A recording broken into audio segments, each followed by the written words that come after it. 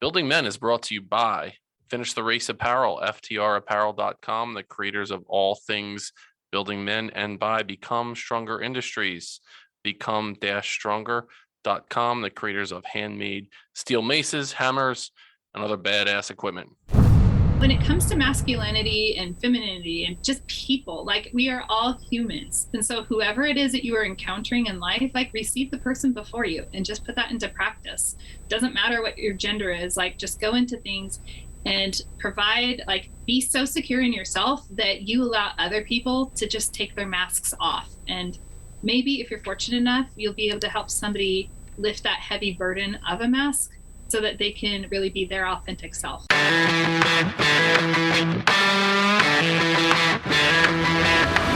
You're listening to the Building Men podcast with Dennis and Anthony Miralda, brothers on a mission to help you become the strongest version of yourself, mentally, spiritually, emotionally, and physically. What's up, brother? Hey, buddy. Buddy. I don't know. I talked about this before, and usually I don't give you any kind of an inkling on what we're going to talk about, so you're a little bit thrown off here, but I just did an hour where I was asked to, I thought I was going to be a contestant on this Zoom game show. It's for the group Unblinded. Sean Callaghan, who's a Tony Robbins guy, is the host of it, right? And so they asked me to, it was through AJ Donaldson, asked me to come on and do this. I had no idea what I was getting into, and I thought I was going to be a contestant. So I'm all revved up thinking, okay, I'm a contestant on The Price is Right. What do I have to do? Do I have to avoid the whammies? Like, what's my role here? And then they introduce me and they say, $1 Drew. You fucking asshole. What? So then I go on and I'm like, they're telling me I'm a judge on the show now. So I went, the mind shift happened where I went, wait, I was a contestant. I was nervous about how I was being judged. Then I'm like, wait, I have to judge now you're an authority other figure. people, where I'm getting into this. Like Simon Cowell or even Howard Stern on what was he on, the America's Got Talent, where you're not, like, now you have to come up with insightful feedback to whoever, plus I have to score them on a scale of 1 to 10. That was more nerve-wracking than being the contestant. So now they have to do this sales pitch. It was you have to go from hello to yes in 3 minutes. So they had to pitch someone on whatever it is, and I had to judge them. Wait, were you the first judge? Like, did each person judge the same? So I judged 5 people and total. were there other judges that went before you? Yes. Every time? No. I was like, the first time I judged Bernard first, and then the second. Did you find yourself basing it off of did you, like, have people where you're like, oh shit, I guess they weren't that good, and they, like, judged them? So I'm writing, like, I wrote an 8 here, and then I wound up giving her an 8.12. Yeah, well. So, and I was that guy. I was like, I went to the hundreds. I see myself as a Randy Jackson. Yeah, you're like, brother, or... Yeah, I'm kind of hyping him up, but also, I'm giving him some words of wisdom. I'm doing the compliment sandwich. I feel like he was good at that, I love what you're doing. Yeah, I love what you're doing, but man, you just got to work a little bit harder. But you know what? You're onto something here. You're onto, like, I would be... And Randy Jackson would call everybody man. Yeah. Even if it was a woman. Doesn't matter. Man, I gotta tell you, man. So we gotta bring in our guest, man. Not a man. Our guest is not a man. It's Julie Holly, who is I just had it written down. She is a real estate investor, a podcaster, a life coach. Welcome to the show, Julie. I am enamored to be here. Like, just being able to sit here and listen to the banter. I feel like it's being in, like, an SNL, like going to the show and actually, like, just being in the audience of an SNL sketch. And so it's classic. It's awesome. And so you're a fan of the podcast. I'm a huge fan of the podcast. And, just because I brought you onto my podcast, The Conscious Investor, I am a huge fan of the movement that you are a part of and what you are creating. It is absolutely imperative, especially at this critical point, I think, in our world. So this is our first time, I think, having a fan on, right? Yeah. Maybe Joel Glotfelty was a fan, like a true fan. So right. Why don't we just sit back and let you tell us what you like about Building Men? We'll just sit here and you can just tell us everything. It's really good. I'll be one of those nice judges. I won't even grade down to the hundredths, but No, but quite frankly, what I will say, one of the things I love about the show is the raw honesty, and there aren't you guys are trailblazing in creating a voice for masculinity and manhood, and it's like not this effeminate, weak type thing. It's like you guys are creating this whole path for men to actually flourish, and I love that. I have 3 older brothers, and so I'm the only girl growing up. I've been in male-dominated sports and industries, and I also have a son. So, I mean, I have a husband also, like, fantastic. But I'm just saying, like, you know, hey, most of like the world is split 50-50. Like, I want men to be men. I want women to be women. Like, let's go. Absolutely. And that was one of the things when I was on your podcast. Once we were able to connect, it truly resonated, and we had spoken about it at the time. But you were like, "This is really cool. You're giving a voice for people to be. It's okay to be a man. Like, don't be ashamed of it right now," which I appreciate, and thank you for saying that. Your Instagram handle is Happy Julie Holly. Yes. So why did you? I mean, you're delightful. You always have a smile on your face from whenever we see you. So talk to us about why you went Happy Julie Holly. I love the caveat. Whenever we see you, like you're on when you're on Instagram, like when you post and things, you're always have a smile. It's okay. It's cool. I don't always have a smile on my face. I can get like stoic and contemplative, and I can also get angry and all of that. But no, it's cool. Right? Yeah. So I was in a horrible, rotten, abusive situation in my early 20s, and I left that relationship. And when I left that relationship, I felt that the weight of the world lifted off my shoulders, and I then started going just by Happy Julie, and it just kind of has stemmed off from there. Somehow I lost those accounts, so I'm like, well, I'll just be Happy Julie Holly because that's available. It's my full name, whatever. And yeah, but that happiness from like when you leave a really bad situation and you exchange that for betting on yourself and swimming upstream and going against the grain, it's totally worth it. You should almost sign off your stuff with whatever mood you're in that day. So, you know, I am fucking tired, Julie Holly. I am angry. I'm fucking pissed off, Julie Holly. Julie Holly. I'm curious. Yeah. Curious, Julie. Curious, Julie. All right, so we start doing that actually. Yeah. I'm gonna borrow that. Why not use it? It's really that's how you could start. Like if you're doing like just you're talking into the camera or something, just however you're feeling that day. Just be like, today you're dealing with, you know, excited Julie Holly. I'm inspirational Julie Holly. Nice to meet you here. Hi. Here's what I'm going to be talking to you about. I feel like I need a feelings wheel or one of those little charts that counselors have at schools, you know, where it's like all the little faces, like, how are you feeling today? Right. The doctor's office when they say the scale of like how much you're hurt. Or do we're into the game show thing. Do the whammies. Do the pressure luck, where you're like, big money, no whammy, stop. And then it's like the whammies there where you're like, do you remember that show? That was before your time. Oh, man, you got to look it up. Yeah, you're looking at me like, yeah, I know. I don't really smiling. know. I'm just. He's trying. He's trying to make. I'm Happy Julie Hollying your ass right now. So thank you. You can't do that though. All smiles must be authentic smiles. You're right. Like, I'm sorry. Like I will tell you this. Like I if I don't have a smile, like whatever you see on my face, it's like that's what's really going on inside. I mean, it's just like a walking billboard, you know, like it can get gnarly. Well, but at least everybody knows where they're at, right? Right.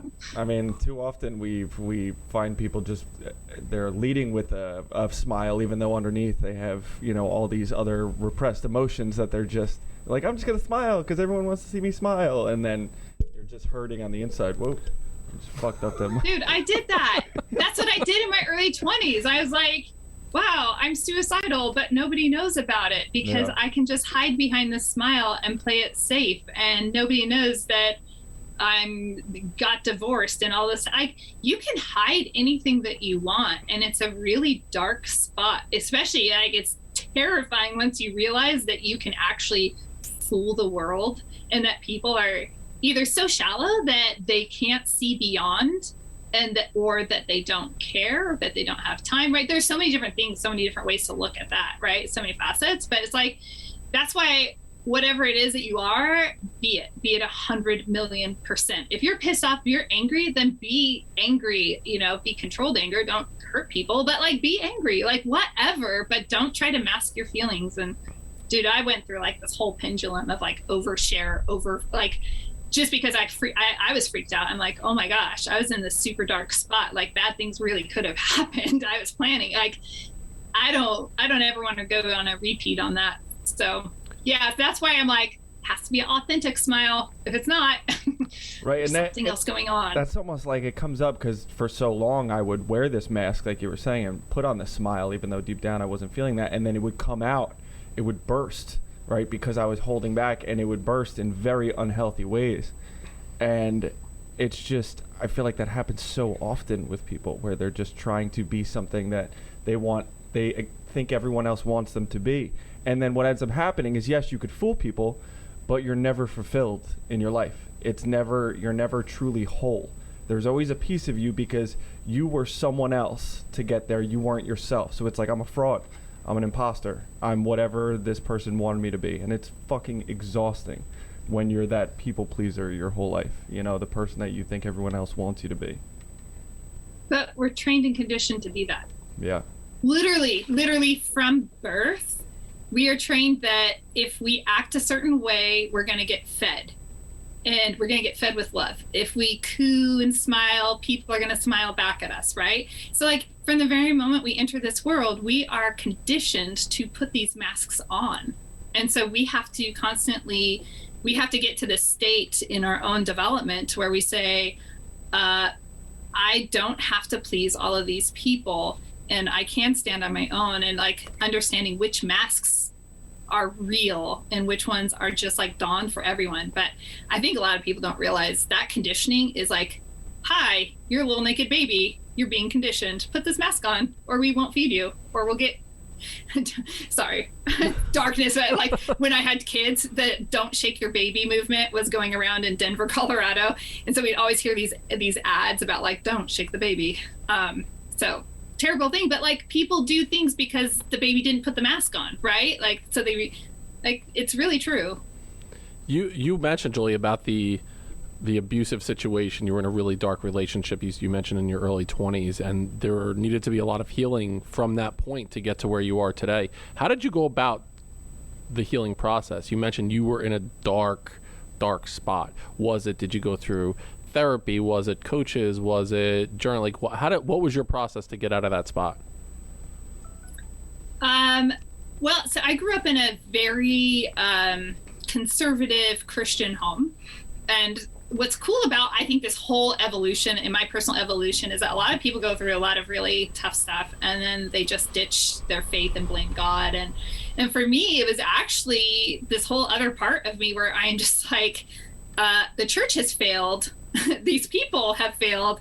And I don't have a problem with language. I don't usually use a lot of language, but I just like cussed God out on the freeway one day, like just sobbing, hot tears streaming down my face, red cheeks. And I just was like, I did everything that I was supposed to do, and this is what I got. And I just like checked every perfect little girl list, checked it perfectly.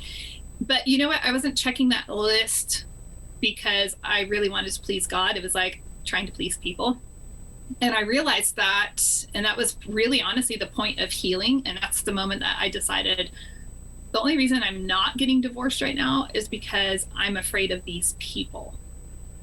And I'm not afraid of my God that I serve. I'm not afraid of that. I'm afraid of these people. And I'm like, why am I letting these people control my life?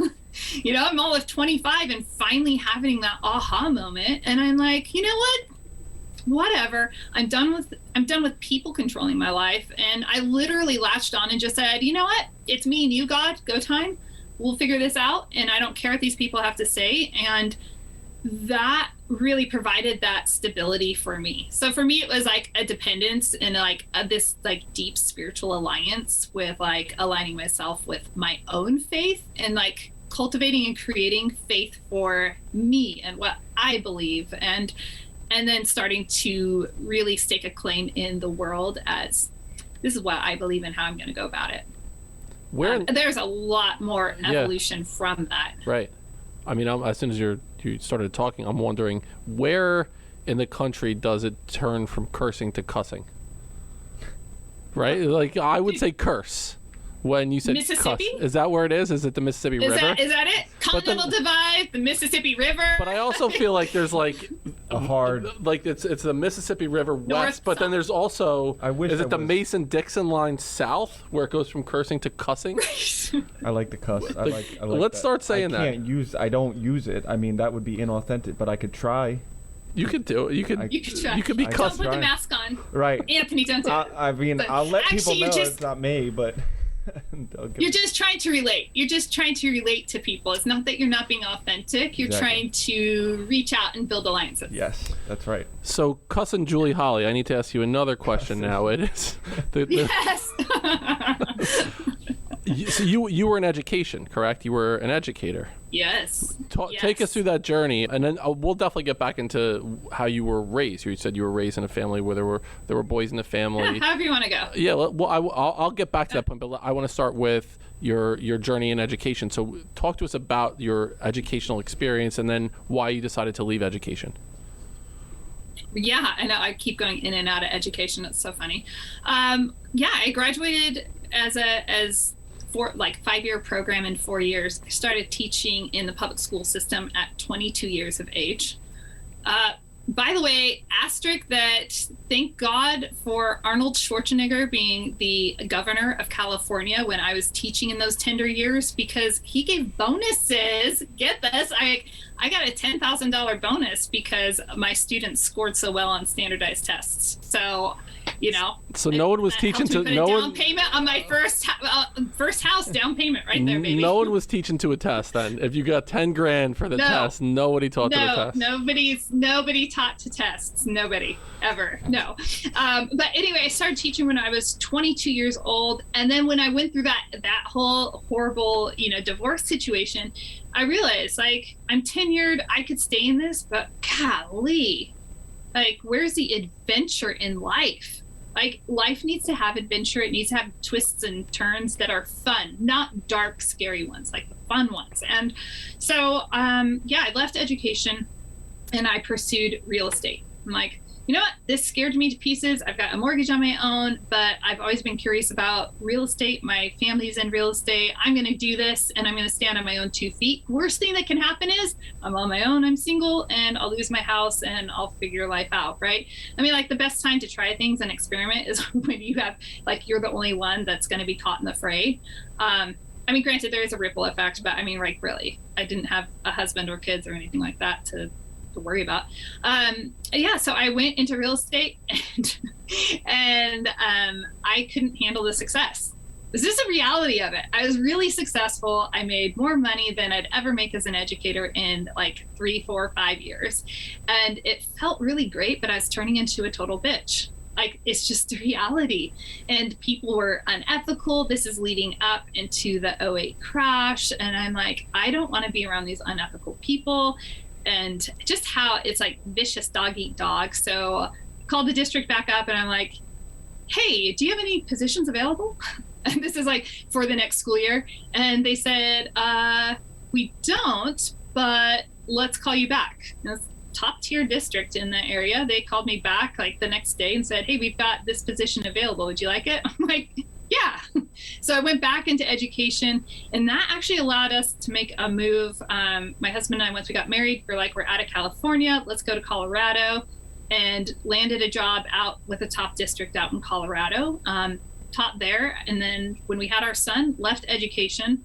I left education. My husband ends up in real estate. And I've had this interesting back and forth with education.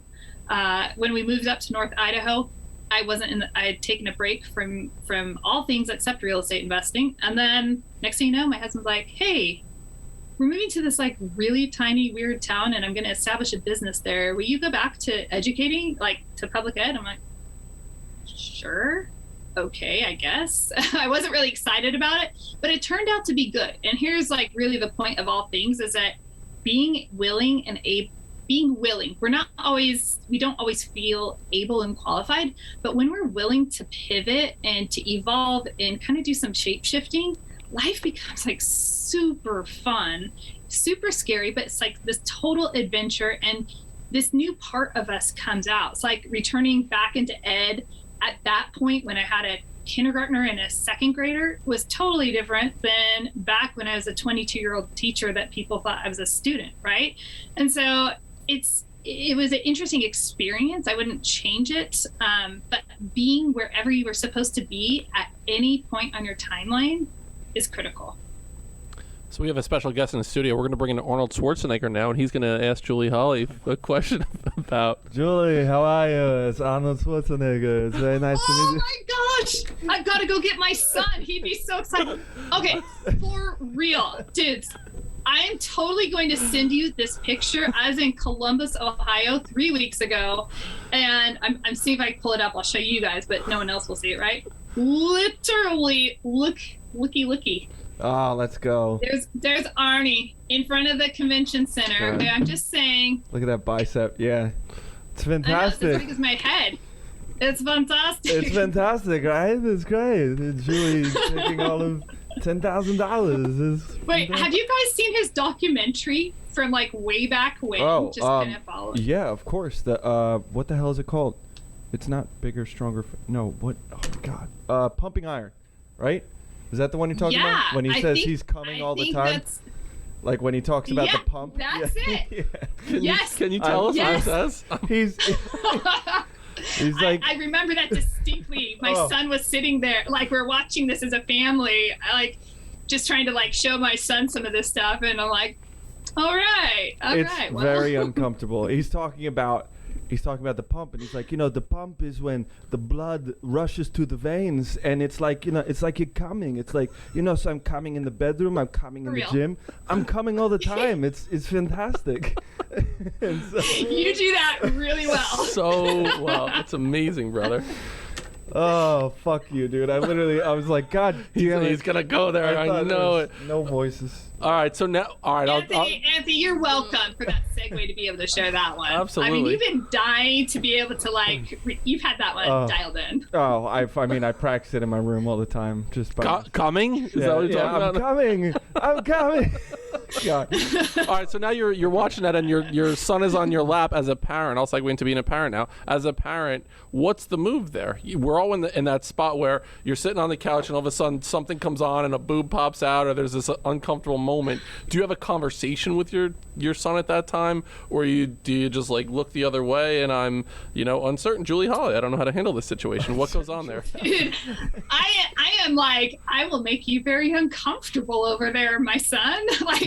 No, so I was raised in a home where we're like, you didn't even mention the word sex. You didn't talk about anything. There is that's just not appropriate to discuss out in mixed company. You just don't discuss that. I don't even know that anybody in my family discussed that behind closed doors, right?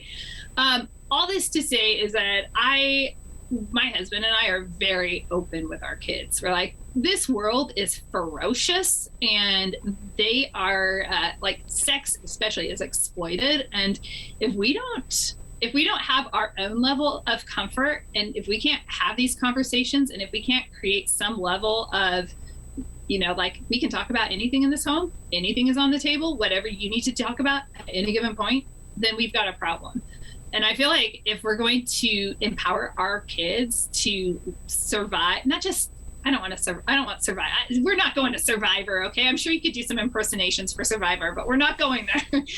But it's like, if we want them to thrive in this world and to be leaders and to be, voices of champions, then we need to empower them that we can discuss anything. So yeah, we don't, last night we're into Parks and Rec right now, which is super fun to be able to watch that with our kids.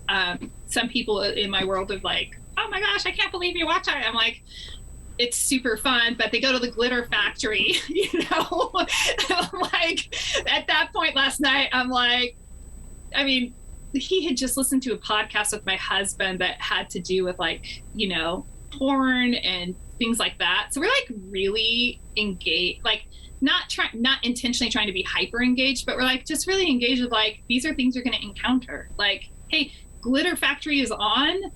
Not appropriate. He went back to his airsoft gun and filling his magazine or something, ducked his eyes, adding those little BBs in, so yeah, long answer. Everything is safe in our home. We don't freak out about it. It's not like, oh my gosh, they just said that and you can't see that, I'm thinking that when this episode airs, you can go back and listen to. It'll be episode 118. We'll have on a guy named Carl Thomas, and he does something. He's a part of a movement called Triple X Church, and he was addicted to pornography, and he talks about the impact of pornography on young men, especially how it rewires our brain. But he talks about going into like a TGI Fridays or an Applebee's or something and talking to his son about sex, and the kid's like 7 years old, or masturbation. Everyone's turning and looking like, oh my God, are you really talking about this? But it's normalizing. But he talks about it in such a matter-of-fact way, where he's not coming up with these fun little, your ding ding and your beaner and all this. Yeah. And, why? Yeah. Why does anybody do that? It doesn't make sense. It like animates it in a way, and it's weird. It's like and then they're getting their to your point too about like, okay, let's normalize it. Otherwise, they're getting their definition of sex or whatever around what they see on TikTok, on Instagram, on Snapchat, on PornTube, or whatever. They will find it, and unless that'll be their teacher. That'll be their teacher. And then, quick aside, when Julie said Survivor, did you go Jeff Probst Survivor the TV show, or did you go Survivor Eye of the Tiger? I went to the TV show. I went to Eye of the Tiger. Really? That's so I did. Weird. When she's like, do Survivor, I was going to be like, rising up! Yeah, I didn't think that at all. You just... Well, you're like Rocky's back. Hey, we proved our generations right there. I know, but also if you were paying attention to what Julie was saying, she clearly wasn't referencing Eye of the Tiger. It was talking about survivor mode, as in like, they're not out there in the wilderness like trying to live off sticks and berries. So, Anthony, you get this. We're connected. I got you. Rising up. So, hey, you want to talk about an uncomfortable conversation? This is one that I had. My son 2 weeks ago is like, hey, I want to have a cell phone. He's in 7th grade. And he doesn't have a cell phone. We're not there. You don't need a cell phone. You're fine.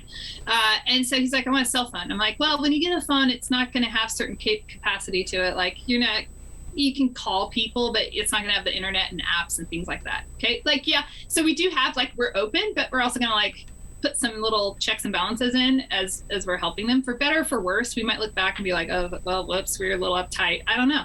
But I told him, and this has been an issue, I'm sure you guys have heard about this, but he did not understand. He's like, well, I just want to send pictures to my buddy. Like, why couldn't I send pictures? I'm like, because, and here we are driving down the road, I look at him like, yeah, because guess what? You're going to end up getting a picture of some girl's boobs or her privates, and that's just what's going to happen. And guess who's getting in trouble? And he's like, he had no idea even how to interpret what mom just told him. He's like, how would a girl even get? And I'm like, oh, dude, come on. You're some cute girl. You're in middle school. Some cute girl has a crush on you, quote unquote, goes up to your buddy and is all googly eyed, like, oh my gosh, can I just have Will's number because I just want to call. I'm like, next thing you know, she sends you something and she hands your number out. I'm like, you're screwed. I said, I just hate. I mean, so we've told him already, like, dude, dudes lose every time. When it comes down to this stuff, you're the one that's going to be busted.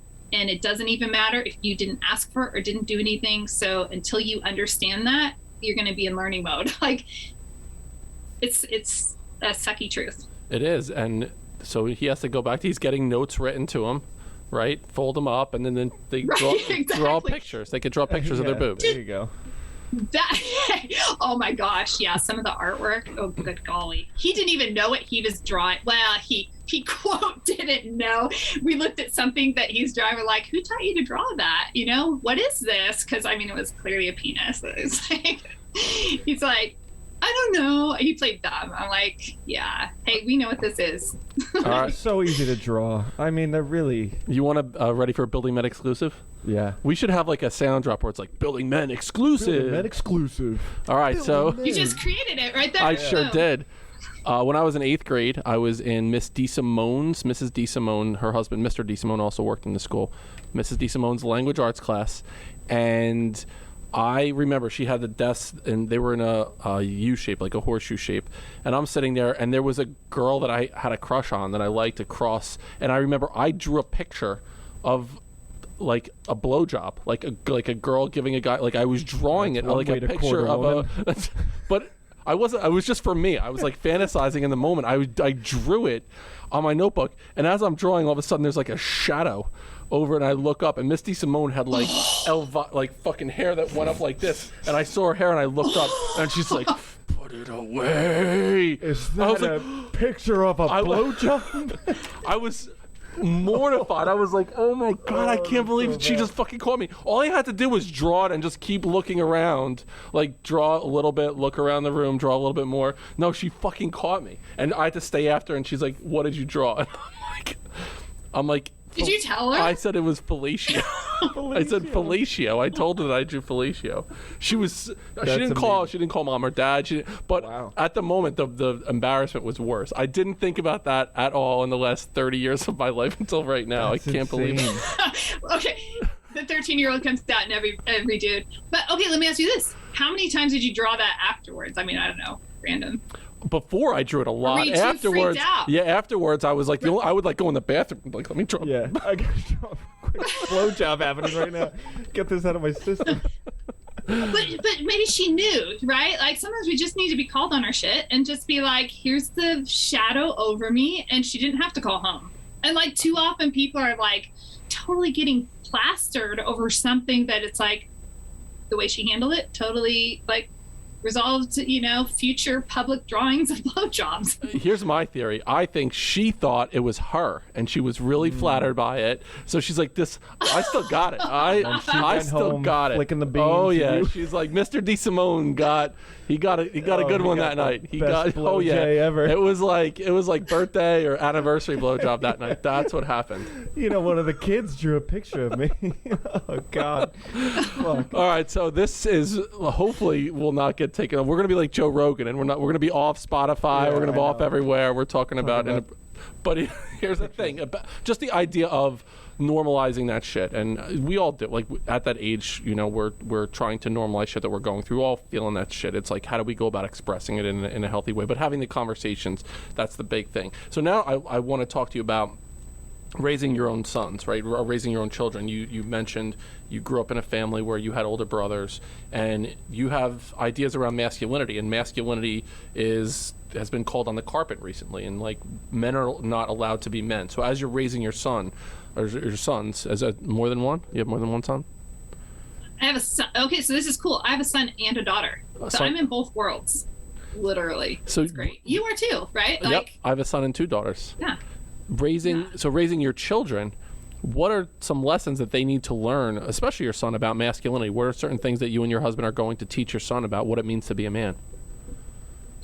It is that balance, and you guys have touched along this on your show very, very much so. And it's like character. Like for us, it's all about like your character and who you are, your willingness to walk with integrity and to carry yourself as a champion is paramount. Obviously our faith is like cornerstone, and then like all of these things follow after for us. But also like you're a warrior. And I tell him that, like, you're a warrior, you're a protector. Like, that's how, like, men were designed. They were created to be warriors and protectors, and they were designed and created to, like, protect someone and something, It could be their family, it could be a village, it could be chickens. I don't know. I don't know what they need to protect, but, like, it's just hardwired into their nature, but they're being thwarted on that. And quite frankly, when he was little, I was part of the problem. So it's like, do you guys ever go to, what is that, the knights thing where they go and you eat with your hands and they're jousting in front of you? Yeah. The Renaissance fair, yeah. Yeah, so we took him to that. He's all of like, I don't know, 4 or 5 years old. And I'm like, oh my gosh, I don't know that this is appropriate for him. This might be too violent. I'm like, I don't even know where that overprotective, but, well, quite frankly, it was coming from these voices, once again, because I'm going to have to battle people pleasing my whole life. And like these other mom type voices were influencing me. And fortunately, I was able to break free from that and just realize, you know what? It's not violence in a way. Like there's just this part of boys and men that is like the boys are trying to figure this out and they need to be a little bit scrappy. I mean, my brothers would always roughhouse and such, but that wasn't something that I was like, really instilling in my own son in his younger years. And so it was kind of interesting over the last few years, really like, no, I mean, we live on 10 acres, we're in the middle of nowhere, and just like, hey, get out there, go chop trees down or whatever, like go do something adventurous that you want to do. So it's been an interesting transition for me to go from uptight city type mom, because there's a lot of pressure when you're in a city versus when you're in the rural country and you can just like decompress and anything goes. So, and that's been really healthy. And quite frankly, I wish that city moms would see the benefit of just let go. You don't have to hover. You don't need to like micromanage. You need to just let them grow and evolve into who they are. So what do you say to Kirsten, Alexis, and Stacy who are judging you for that viewpoint? I don't even care about them. I like it that it's a Kirsten and not a Karen, because it is the Kirstens, right? It's like, are you dating a Kirsten right now? It's okay. No, God, no. What I like it. Okay. So, but all that to say, like, it doesn't matter. And I honestly feel bad for those kids, right? Because now I can look at moms where I can see my own personal evolution. And my son has made it challenging for us as parents. I mean, he is a force to be reckoned with. He is very resolved. AKA some people would read that as you're a stubborn jerk, you know, but I like all of the raw talent that somebody has is really sloppy and gross unless it's refined and kind of tested and taught. And so really my evolution has been like, you know what, my job isn't to change you or to micromanage you or to make you fit my image of what I think you should be. Like, my job as your parent is to guide you and to, you know, help see some of the strengths that you have that are raw talent, and then can I help cultivate that? And when you look at the Kirstens and the Amy's and those people, like, their kids can't breathe and their kids don't have their own identity. The moms don't have their own identity. And so when their kids leave the nest, they're like, oh my gosh, I'm an empty nester. I'm like, dude, when you leave, I'm going to go do, you know, and it's not an unhealthy thing. We talk about all the time, like, hey, this is cool. You're growing up. You're going to be in the world. What are you going to do? It's exciting. Versus you don't know who you are. Let's have you develop a strong core identity of who you are. And quite frankly, at 13, that's not there. It's still being developed. So I don't have an expectation of that. It's like, we'll just support you along the way. What are you doing? Yeah, go for it. It's interesting. I started to think about, as you were talking, in education, right? So I believe that the education system is not set up for young men. It's not set up for boys especially. Oh my gosh. Because they're told to sit down, to get in line, to raise their hand, to, you know, it's like all the things. It's you know, don't use it, and it's going against internally who young men are. So they're set up in a bad way in the education system, and they're taught to go along with what other people think. So they're not taught to explore and to have adventures and to develop. At the same time, I think about young women. So if you're raising a daughter, I'm raising 2 daughters of my own.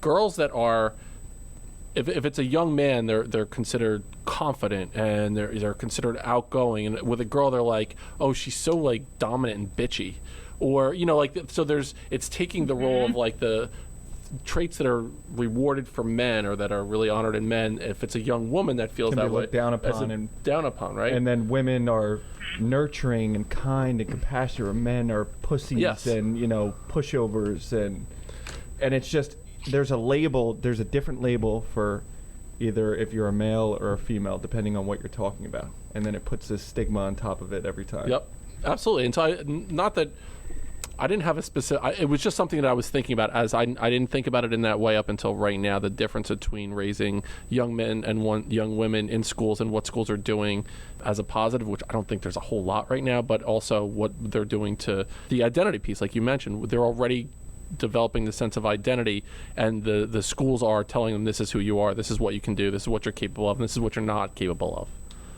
It pisses me off, quite frankly. And so my son is a typical boy who doesn't, you know, a young man. He's not a boy. He's a young man, and he doesn't want to sit there. He doesn't want, like, he's coming into his own. By the way, my son is bigger than me. He's like taller than me and weighs 175 pounds. Like, he's I call him my man child, right? It's like, this man child doesn't want to be, what dude wants to be at school? I mean, most girls are like, at least kind of want to be at school in some capacity, like generally speaking, you know, it's more that social effect. But I think most guys are like, I don't want to be here. This is dumb. This is boring. This is right.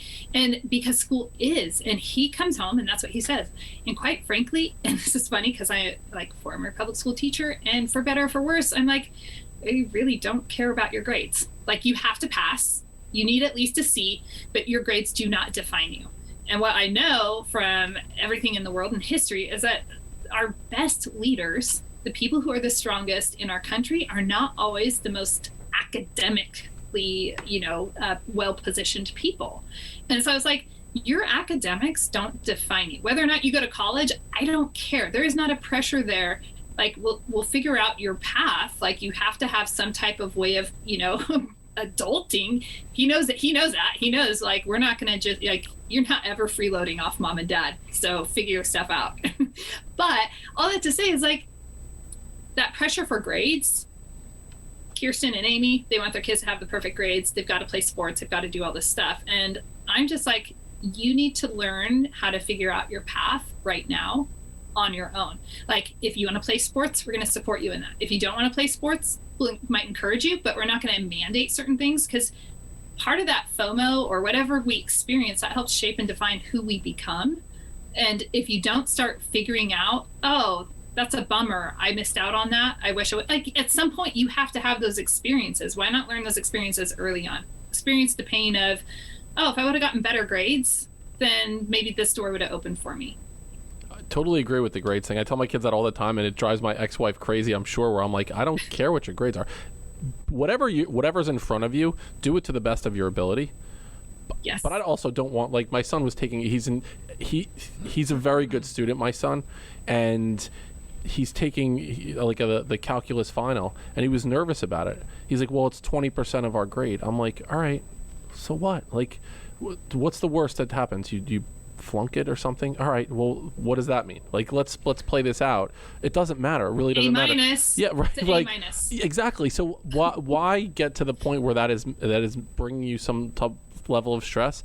Go and do the best you can, and if it doesn't work out, it doesn't work out. But the time that you're spending, I think about all the courses that I took in high school and then in college and for my master's degree, I am using zero of that right now. There's nothing that I learned, especially in college, that I'm using in my life at all right now. I've learned more in the last year and a half than I did in all of my college experience. It was like Well, I'm calling you on that. I'm dropping a red flag on that one. Go ahead. Like, because I've heard you say that before, and I don't know that it's true. All right. Because you have your leadership abilities, right?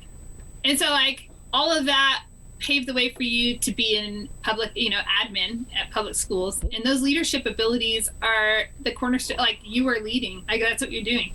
And you might even say you're teaching and instructing. So let me, I will clarify. You have an opportunity to keep the challenge flag based on this answer here. So I will say, what my college experience did was it gave me the opportunity to get into the classroom, to then go back and get my master's degree. But the knowledge that I gained was gained outside of that experience. Do I think I could have been a teacher, a principal, and doing what I'm doing right now without college? Absolutely. So there wasn't content or curriculum that I learned. What I got was a piece of paper that gave me the opportunity to teach, to become a principal, to become a supervisor. So I don't know. Should she keep her challenge? She threw a red flag on that. What do you think? I'll withdraw it, and then I'll also No, you lose a timeout. You lose a timeout. Yeah. That's not how that works. I'm comfortable with that. I don't need any extra timeouts because I'm that good. no, but like, can we just get rid of college? Because where's all that money gonna go to? Where are we gonna spend all that damn money? We got to be in debt after, right? That's important. Dude, okay. Soapbox for 2 seconds is like the whole thing with college.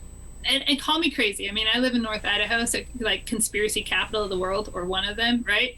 But I've drawn this conclusion that college is just designed to encumber the most brilliant minds. Think about it.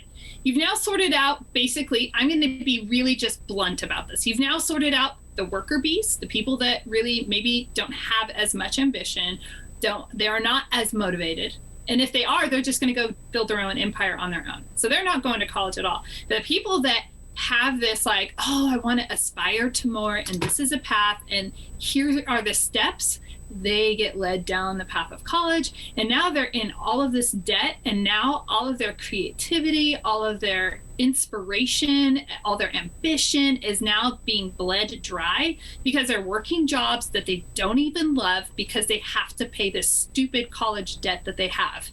Like, I just feel like it's this way that they're just like trapping all of the most brilliant people, and it's like, oh, poor you, you're stuck in corporate America. Bummer. Their risks, or whatever their job it is. ceiling is now limited to what they can do because they're trapped by this money, this debt that they're in right after school. And it's like, well, I got to just get a job. Before you know it, those 3 years turns into 5 years, turns into 10 years, just paying off this, working something that they hate until finally, which a lot of people that we talk to are around, 40 or so, and they're like, what the hell was I doing? Yes. 20 years of my life passed by and I Exactly. didn't know what happened because I was doing it for those reasons alone. It's like they trapped us, The one thing I would say about college is talking to young men. So my girlfriend Julie's son Liam is 18 years old, and I held court with them on Thanksgiving night, talking to them about, like, what are your fears right now, guys? Like, what are the things you're really worried about? And all of them were like, the expectation of college. They're all in the spot where they're unsure. One of them committed to Penn State, and they're all like, I'm not sure where I'm going to go. And everybody's like, where are you going to school next year? What are you doing? What are you going to major in? Where are you going to live? What are you going to... And so at 18, they have to decide this trajectory. And here's the thing, too. With college, the one thing is like being able to manage yourself in an environment outside of your household. That, like, I think that's a true life skill, to have to go live away somewhere, to not have mom making you a peanut butter and jelly sandwich in the morning and telling you to pick up your shit off the floor. Now you have to either sink or swim. So you're in this spot, you have to learn these skills. But is there a way to do that without being in $50,000 of debt every single year? Why not say to my son, for example, and he wants to go to college. It's not that I'm telling him you can or you can't. It's I want to have conversations with him about it. But say to him, you know what? Instead of me taking out a $50,000 loan for you, what's something that you're really interested in? Get a job, get an internship. Even I would take out a small business loan and say, what do you want to do? And let me help you get to that point. Get a mentor, get someone that could help you along on that journey, and live on your own for a little bit. You took that money that would have been for college Yes. and allowed him to explore with it, be imaginative. To be creative. learn how to, buy and sell NFTs or whatever. Figure out something. And then if it doesn't, you give it a shot. You have an opportunity to learn on your own or live on your own or with a roommate. And then you come back and say, you know what, I really want to be a surgeon. Okay, well then let's talk about medical school right now or whatever, but at least have that experience outside of 12th grade. Yeah, and then, if all goes as planned, he'll be 31 living with his parents with a dog. That's what we're hoping for. That's what you're hoping for? Anthony, I noticed that this conversation is a little, we don't have enough energy in the conversation because you're double fisting it between coffee and is that an energy drink over there? Oh, no, this is just water. Yeah. I'm all tweaked out right now, and there's cocaine in there, too. I really like to bring my A game with this. If you see me seizing up in the back, it's just the drugs. Can you do a drug deal? It Can was you just the Arnold... Yeah. Arnold's coming back out, I was gonna say if you could do Tony Montana, if you could do a Scarface. Oh, I'm not. I can't do that. No, you can't do that? I'm not, yeah. Say hello to my little friend. I could, but that's what it would sound like. Right, And that's it. That's the only. We gotta go deep into get you into a Hispanic drug lord. I'm sure I could figure something out. I could probably. All right, if you could work on that in the next 7 or 8 minutes, get that going. I'll call on you again before the end of the episode. I don't have one. So you can tell we're tweaked out right now. This is we've been here for 8 or 9 hours today. We're punch drunk doing the podcast. It's awesome, but it's cool because our first interview of the day, we're all right, we got to do this, and this. We don't script anything, as you know. If you listen, we don't script. We jot down a couple notes. But as it goes along in the day, we get a lot more goofy, and you could listen and be like, this was the last podcast episode. But I also feel like we get more authentic, and just being here with you, I feel like there's this energy here, and it's very easy to just talk freely, right? I literally feel like we're just sitting at a bar somewhere having a drink, shooting the shit, and it's nice to kind of let our guard down a little bit rather than be super buttoned up, which is the whole thing that we talk about, not being that, taking off the mask, being yourself when you talk to people. It's critical. It's like happy hour right now, although it's only 2:00 my time, by the way, so it's happy Julia Holly hour. I'll go with your time zone. Yeah, there we go. As we're closing out, I want to also respect your time, but I want to talk. We talked about your son like lessons you want to teach him as far as being a man, things that you were talking about with your daughter. Before I give you an opportunity to share with us what you're doing right now, before we got on, you talked about society not allowing men to be men. You know, there's this push against masculinity right now. And while we talk about it all the time, we don't believe in the shut the fuck up, where's my turkey pot pie, bitch. We also don't believe in happy wife, happy life. Like, that is not the way men should be. That's bullshit. Right. So, like, there's this balance in between. There's a sweet spot where men can still be strong, can still, you know, take charge, can lead, but also can be like, listen, I'm having a bad fucking day today. I need to just share what I'm feeling. I can't bottle this shit up anymore. I need to talk about it to get it out so it doesn't come out in an aggressive behavior. It doesn't come out in a buffering or drinking or watching porn or something. Like, let me tell you what I'm feeling, but also, like, all right, I'm also strong in my beliefs, and I'm grounded in who I am. So in your opinion, for men, like, what is the sweet spot for men? Like, what is that good balance between, you know, we don't want it to be all the way on one end and all the way on the other end. For you, what does that look like? Yeah, I actually just described it, and honestly, my husband is like, over the, like, we've been together for almost 2 decades. By the way, we met in middle school, which is crazy, but we did not date or anything till we were like, after I became Happy Julie Holly. That's when we met. Did he draw? We met. He was drawing pictures of you in 8th grade language arts class. Gotta ask him. He did have a crush on me back then, apparently. Absolutely did. There's definitely a picture. Yeah, probably. I'll have to ask him about that. No, but it's interesting because he walks that, where here's what I value. I guess I can answer that by saying, like, some of the things that I value as a woman is sometimes men can just be overbearing and they're not confident, and they're insecure, and the insecurities come out and pave the way for their, like, my AirPods are miserable today, sorry. And they pave the way for just ick, right? So my husband, I'm in a male-dominated industry. I invest in apartments, and at this point, it is primarily male-dominated. My team, men, and I go and travel and do due diligence, or I go to events and things like that. And it's like, it's absolutely incredible to have a husband and a partner. Like, aside from husband, I don't care if somebody's married or not married. That's a whole different conversation, right? But it's like, you know what? My partner in life has said, hey, I trust you and I back you. And he has supported me in everything that I have pursued. And I have supported him in his pursuits as well. Not as good as he supported me. But that is one of the things that I really appreciate, is that sometimes that masculinity can come out in that overbearing way, where it's like, you will do everything I do and you're subservient to me. And, you know, these are your roles and responsibilities. Like, you must be the domestic person. And I am not whatever Magnolia girl she is. Like, she's some rock star decorator. I'm not a decorator. Don't ask me to decorate a house. That's not my gig. Like, go put me on my mountain bike in the wilderness where I'm going to get beat up and I'm going to see bears, and I'm happy, right? And so having, looking at roles and responsibilities and looking at that in a different way and saying, like, who do we want people to show up as? Like, take gender out of it and just say, who are you? What are your strengths and weaknesses, and what are you bringing to the table? And I think true masculinity shows up when they're able to do that and say, like, I have virtue, I have character, you know, and I'm your protector, and I'm going to do this. And I see you for who you are and what you bring to the table, and it's complementary. And we're going to support each other however that goes. So I don't know if that's the best answer, but that's my answer. Yeah, it's interesting because everybody has a little bit of a different spin on masculinity, and as we're going through this, we're defining it, and we're changing our definition, and we're adding things and subtracting things from it. But it is that sweet spot, that balance. We try to embody it with what we do. We try to add in the level of humor, but also ask the deep questions, and we do our best to find that sweet spot.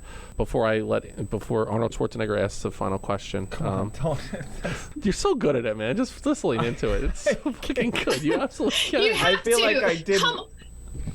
Okay. So you have to. My son just watched, like, Terminator for the first time last week. It kind of like, and we just talked about it. Like, it's kind of, you kind of have to. You kind of have to. So before you feel that? Hold on. This is a test. It's a test to see if you're going to succumb to the pressure.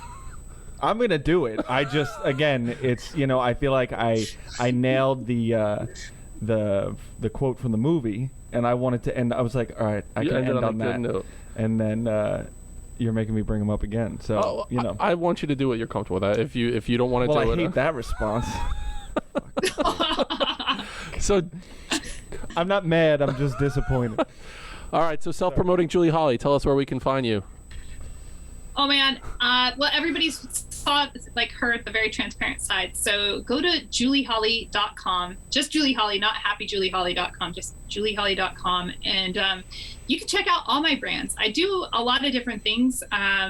I am an apartment syndicator, and I love doing that, helping people grow their wealth. I am also a podcaster, so you can check out The Conscious Investor. Go check out Dennis's episode because it is badass awesome, and seriously, everybody loved it. And then you can also check out, I run a book club, and it's exceptional. So if you're looking to level up in life, you should definitely check out the book club. It's 5 weeks. This is great for everyone listening.